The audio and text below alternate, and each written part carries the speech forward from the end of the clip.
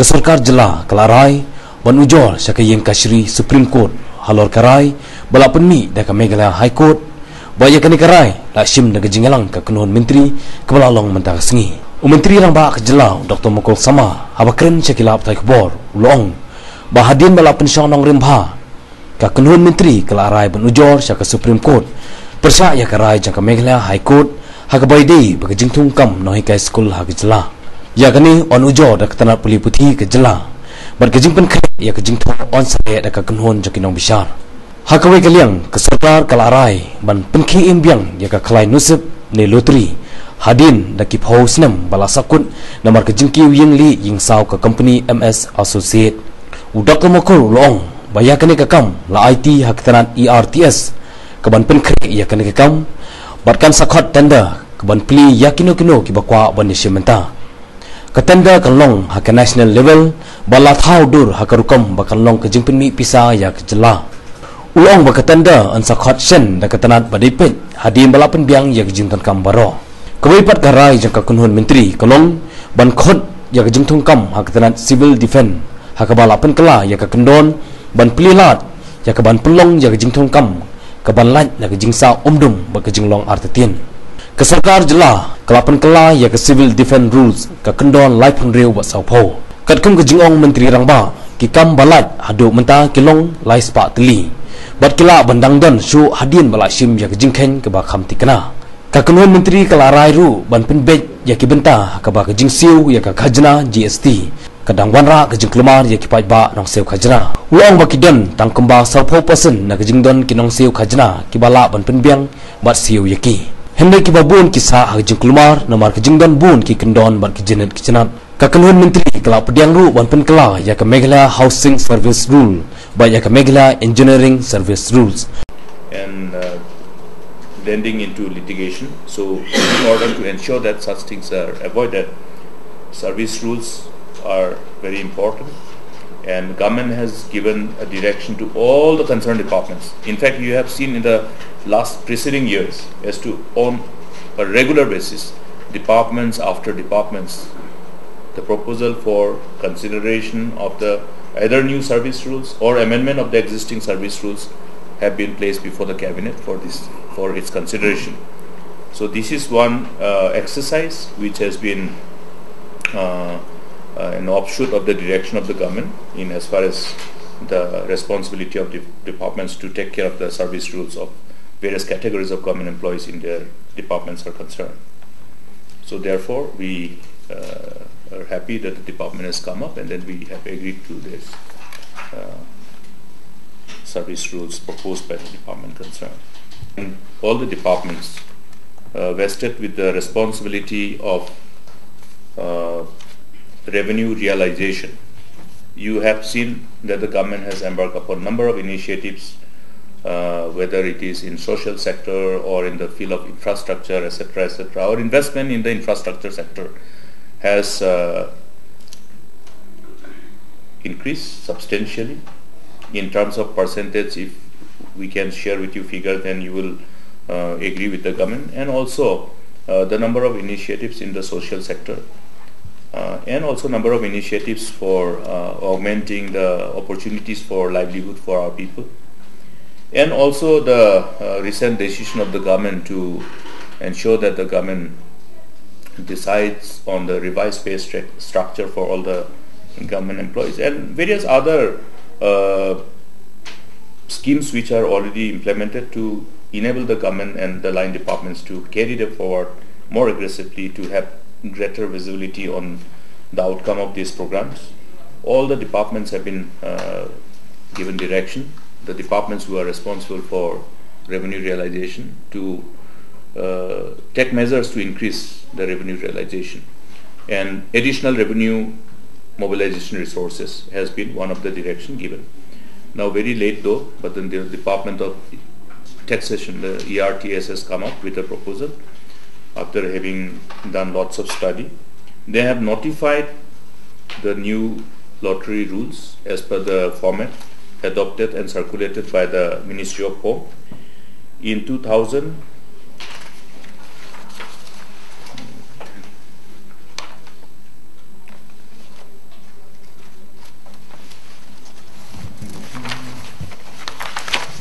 2010 but notified in 2012. This is in respect of the state government's notification to adopt the lotteries regulation rules 2010 and the resultant amendment to the ERTS. So ERTS has come up with a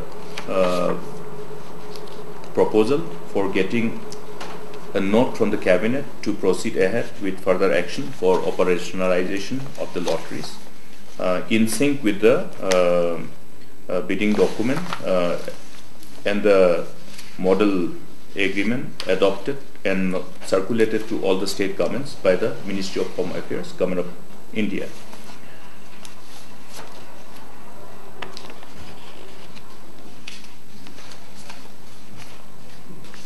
To operationalize the lottery. And at the same time, it has been abundantly made clear to the department that when we talk about the state's lottery, then the state has to ensure that this brand is built in the market in a manner that it can compete with other brands of other state lotteries. Because you are marketing a product, and when you are marketing a product, you must be able to brand build it in such a way that you are able to capture the market, and by capturing the market, you increase the complete value of the product, and therefore you get more revenue.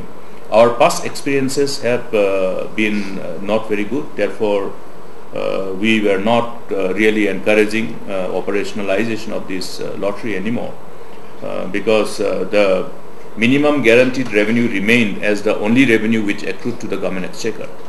But the department has said now that they have worked out a modality to ensure that as they proceed further to operationalize the state lottery, they will ensure that the whole responsibility vested with the distributors should be to brand build the state lottery, which will be able to compete with the other brands of other state lotteries in order to ensure that it can have a appropriate and adequate market share to make the product more, I must say, capable of generating more revenue. Because when you have more market share, then only the overall revenue accrued to the government exchequer will happen. Otherwise, the distributors, from the past experiences I have said, will remain committed to only pay whatever is the minimum guaranteed revenue, which is very, very nominal as compared to the kind of revenue which can be accrued if one aggressively market lottery as a brand and is capable of capturing the whatever market is available and establish their own brand in the market share. To be appropriately factored in the bidding document and your agreement format.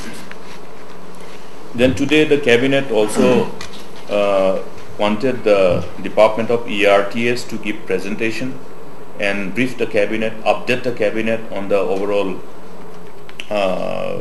revenue scenario vis-a-vis the whole implementation of GST, the overall challenges associated as we transited from the other old regime of VAT to this new tax regime, that is GST, and how the department need to further prepare itself to ensure that the implementational hurdles, challenges and hiccups can be overcome in order to minimize the inconveniences of the taxpayers. Now what has been happening is that most of the taxpayers, as they were trying to have access to the system for tax returns, there has been lots of frustration because the system was not really actually responding in the manner that enabled the taxpayers to have a comfort tax return. Rather, there has been therefore very slowing down of the overall tax return.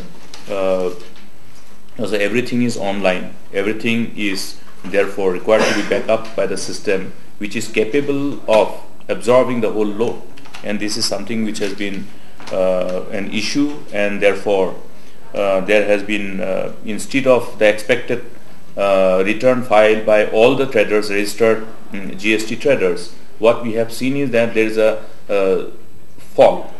Instead of 100% of the traders filing their return, only around close to 40% are filing their return. And while the whole review has been done by the department, this is all because of the system's failure and system's incapability of actually enabling the taxpayers to have the filing of tax returns. So this issue is being taken up at appropriate level, and then we have been doing it, but then at the same time today we wanted the cabinet to be further updated on the status, and there has been also at least quite a number of initial confusion where the taxpayers started responding due to lack of clarity to register themselves, and then who were not required to register also registered. So all those initial challenges are there. Now they are all in the course correction mode, and at the same time the trend of return again is difficult for us to ascertain, because since we are not getting the whole tax file return coming from all the taxpayers registered here, therefore it will not be possible for us to actually know the trend of whether our realization in this new regime is actually expected is in expected lines or is not as per the expected line. Whether there is an projected increase that we have indicated is around 14 to 15%, because in the preceding years when we were also with the old regime of VAT, value-added tax, our tax growth has been around 14 to 15%. So we have projected our growth at that rate, and we in fact expected more than that. But this will be more clear when we have all the taxpayers capable of filing their returns. But the situation is somehow coming on the way from all the taxpayers from being able to file the returns. So these issues were discussed today, and then cabinet has been shared with these informations. Then in addition to that, today the cabinet also wanted to be apprised upon on the overall status vis-a-vis the ruling of the Honorable High Court in respect of the whole exercise of, whole issue of the recruitment for teachers. As you are aware, the case which was pending for disposal by the Honorable High Court, there has been a ruling on the 2nd of November, and this ruling has been examined. The department has been asked to examine this in consultation with the Department of Law. The Department of Law has examined the whole operational part of the judgment, and the Department of Law has returned their views, observation to the Department of Education today. And based on this exercise, today we wanted the cabinet to be updated on the overall status, so that the cabinet can take conscious decision about the way forward as to what should be the further course of action from the side of the Department of Education in as far as the fallout of this judgment of the Honorable High Court is concerned. So the cabinet has been briefed, and based on all the observation made by the legal department, the law department, and based on the submission made by the Department of Education, and based on other factors which we have taken into consideration, today the cabinet has decided that the cabinet has directed the department to proceed further to file an appeal petition before the apex court. Okay, you have different categories, and the ramification thereof having been taken into consideration, we have taken a conscious decision, as I have said. So the process has already started. Now the further decision to decide on who should be the lawyer and other aspects will be taken, rather will be attended to by the line department, and this direction has been. Appeal will be filed by the education department or by yes, there's a petitioner, that means the petitioner, the appropriate petitioner is the department. So the direction is given to the department. Department will seek by filing this petition before the We will examine the whole operational part of this judgment of the Honorable High Court. File appeal petition, then which the state government has decided to revive after many years. But MS Associates. yes, MS Associate, and will be alive. And as far as getting back the money that That case is a different case. Okay. So the experience, that's why reluctant to operational additional resources and every means the word comes to play here.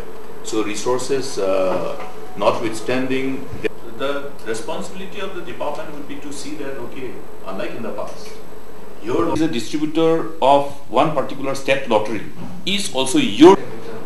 Yeah, you see, we had a substantial number of dealers registered in the Department of Taxation while we were in the older regime of value-added tax.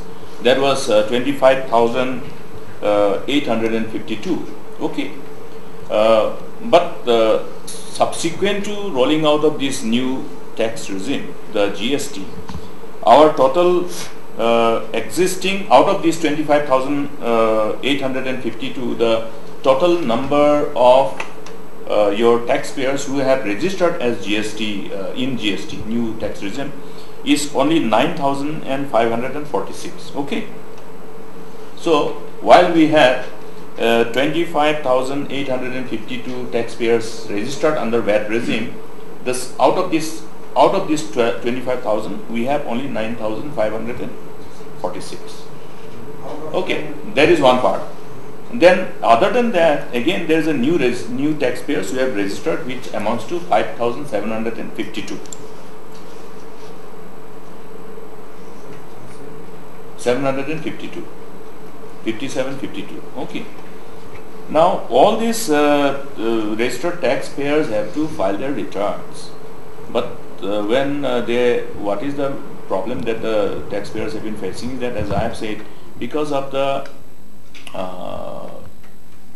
I must say the incompetence of the system that has been put in place, this problem is being faced by the taxpayer. Therefore, 100%, if all these people 9,546 and then 5,752, when they are required to file their returns in respect of Meghalaya, only 40% or around that number have been able to file tax return. Therefore, this challenge. But anyway, we are taking it up. And then if a taxpayer is required to pay 10% tax on a work contract, then if the taxpayer has procured some goods where they have already been charged and passed on the tax, then that can be appropriately calculated and that can be credited. Therefore, the tax payable will be less by the tax which has already been paid. Okay, that is how the input your ITC input tax credit works out. But here one particular issue which has drawn our attention is that in respect of infrastructure being built, like the hotels in the tourism sector,